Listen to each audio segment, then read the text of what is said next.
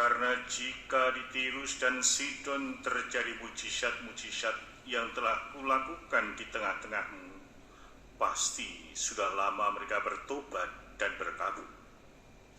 Tetapi aku berkata kepadamu, pada hari penghakiman, tanggungan Tirus dan Sidon akan lebih ringan daripada tanggungan.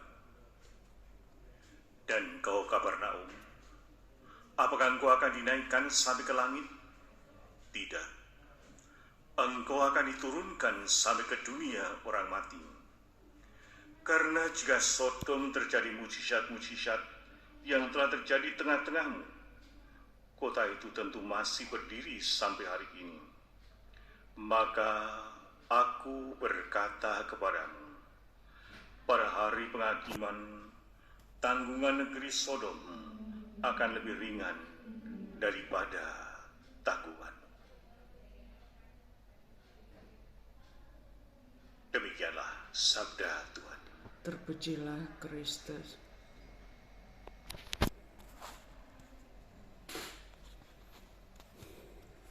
Bapak, Ibu, dan saudara-saudara yang kasih di dalam Kristus, Yesus berbicara kepada kota-kota di mana banyak mujizat dan tanda telah dilakukannya, yaitu kota Korazim, Betsaida, dan juga Kapernaum. Namun Yesus mencela mereka karena mereka tidak bertobat meskipun telah menyaksikan secara langsung apa yang dilakukan Yesus, mujizat-mujizat yang terjadi di kota-kota tersebut. Namun mereka tetap saja tidak mau bertobat. Sehingga Yesus mengecam kota-kota tersebut dengan kata-kata yang cukup keras. Celakalah engkau, celakalah engkau, celakalah engkau. Sungguh-sungguh keras. Kalau kita dengar seperti itu, mengerikan dan menakutkan. Bapak, Ibu, dan saudara kasih, kita dapat melihat betapa seriusnya kecaman Yesus terhadap ketidaktaatan dan ketidakpercayaan ini. Kehadiran Yesus dan mujizat-mujizatnya seharusnya mengilhami mereka untuk bertobat dan percaya kepada Allah dengan melihat apa yang dilakukan oleh Yesus. Namun mereka tetap memilih untuk mempertahankan jalan-jalan mereka yang salah. Inilah yang dikecam oleh Yesus. Pesan penting apa yang mau disampaikan pada kita pada zaman sekarang ini? Kita harus bertanya, mencari, apakah pesan Yesus 2000 tahun yang lalu itu tetap aktual pada saat sekarang ini? Apakah Yesus hanya mengecam kota-kota Korazim, Betsaida, dan Kapernaum, semua penduduknya? Kecaman itu juga bisa jadi disampaikan kepada kita semua. Pesan yang kuat yang mau disampaikan pada kita adalah pentingnya merespon panggilan Tuhan dengan rendah hati dan taat.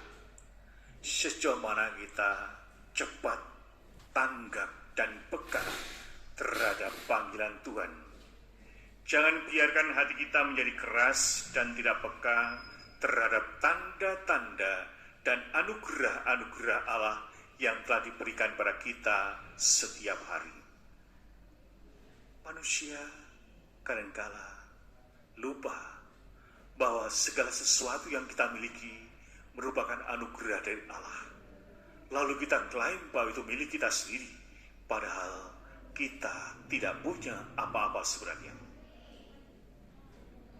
Bagaimana kita sebagai umat Kristen merespon panggilan Tuhan? Apakah kita hidup dalam ketaatan dan kerendahan hati, ataukah kita mempunyai sifat seperti penduduk Betsaida, Korazim, dan Kapernaum yang tidak mampu melihat tanda-tanda kehadiran Allah di dalam kehidupan kita masing-masing? Kita memang tidak pernah melihat mujizat-mujizat yang dilakukan Yesus secara kasat mata langsung. tapi kita tahu bagaimana kita diselamatkan oleh Yesus yang tersalib itu sendiri. Bapak, Ibu, dan saudara kasih, kecapan Yesus terhadap kota-kota tersebut mengajarkan kita pentingnya mengenali dan menghargai kehadiran Allah dalam kehidupan kita. Allah bisa hadir dan kita mampu menemukan Allah lewat alam semesta ini. Juga lewat sesama manusia. Ada semuanya. Ibu Teresa dari Kalkuta, misalnya, dia sungguh-sungguh merasakan dan mengalami kehadiran Yesus ketika dia berjumpa dengan orang-orang yang terlantar dan menderita di pinggir-pinggir jalan. Sehingga orang-orang yang terlantar, orang-orang yang menderita merupakan suatu panggilan, suatu undangan bagi dia untuk datang mendekatinya, menolongnya dan membantunya. Allah hadir dalam kehidupan manusia. Sehingga dengan memiliki suatu sikap yang rendah hati, maka kita akan menemukan betapa Allah itu juga hadir dalam kehidupan kita secara nyata. Ketika kita menerima kebaikan-kebaikan dari sesama manusia, dari orang lain, apakah kita juga mampu mensyukurinya bahwa itu berasal dari Allah? Bapak, Ibu, dan saudara kasih, semakin kita berani diam, tenang, sekaligus juga merefleksikan segala sesuatu yang terjadi dalam hidup kita, dan juga kita mampu membawanya di dalam doa, maka kita akan menemukan betapa Allah itu mencintai kita masing-masing. Coba kita renungkan, ketika kita masih bisa berjalan ke gereja ini, bukankah itu karena kebaikan Allah? Apakah kita juga mensyukuri, Tuhan, terima kasih, pagi ini Engkau telah menganugerai kami, menganugerai saya hari yang baru, hidup yang baru? Ataukah kita hanya langsung bangkit lari saja? Saya kira tidak. Saya merasakan. Sehingga Bapak Ibu sekalian yang hadir dalam perayaan Ekaristi ini merupakan ungkapan syukur bahwa dianugerai kehidupan sehingga merayakan Ekaristi bersama-sama ini.